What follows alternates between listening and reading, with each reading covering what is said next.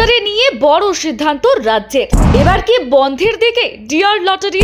এবার ডিআর লটারির রাশ টানতে বড় উদ্যোগ নিয়েছে রাজ্য সরকার।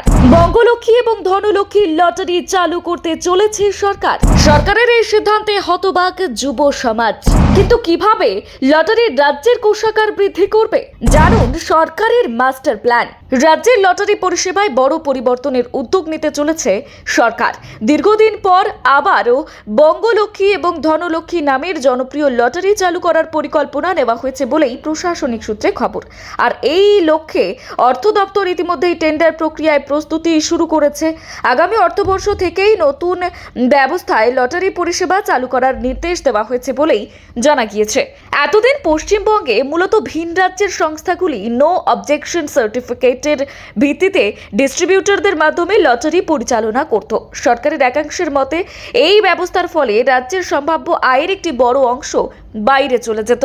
আর সেই কারণেই এবার রাজ্য সরকার নিজস্ব উদ্যোগে লটারি পরিষেবা পরিচালনার পরিকল্পনা নিয়েছে, যাতে রাজ্যের কোষাগারে সরকারি আয় বৃদ্ধি পায়। একসময় রাজ্যের অর্থ দফতরের অধীনেই লটারি পরিষেবা পরিচালিত হতো, তবে পূর্ববর্তী সরকারের আমলে এই খাতে একাধিকবার দুর্নীতির অভিযোগ উঠেছিল। আর সেই অভিজ্ঞতা থেকে শিক্ষা নিয়েই এবার আরও স্বচ্ছ এবং আধুনিক ব্যবস্থা গড়ে তোলার উপর জোর দিচ্ছে বর্তমান সরকার। প্রশাসনিক সূত্রে জানা গিয়েছে, মুখ্যমন্ত্রী শুভেন্দু অধিকারী স্পষ্ট নির্দেশ দিয়েছেন যে লটারি পরিচালনার ক্ষেত্রে কোনো ধরনের অনিয়ম বরদাস্ত করা হবে না। বিশেষ করে যে টিকিট বিক্রি হয়নি সেই টিকিট যাতে কোনো অবস্থাতেই পুরস্কার ঘোষণা না করা হয় তা নিশ্চিত করতে বলা হয়েছে সংশ্লিষ্ট আধিকারিকদের। লটারি ব্যবস্থাকে আরও স্বচ্ছ এবং বিশ্বাসযোগ্য করে তোলাই সরকারের মূল লক্ষ্য। বর্তমানে রাজ্যে প্রতিদিন মর্নিং, ডে এবং নাইট এই 3 বেলা লটারির রেজাল্ট বের হয়। আর একটি লটারির দাম 7 টাকা।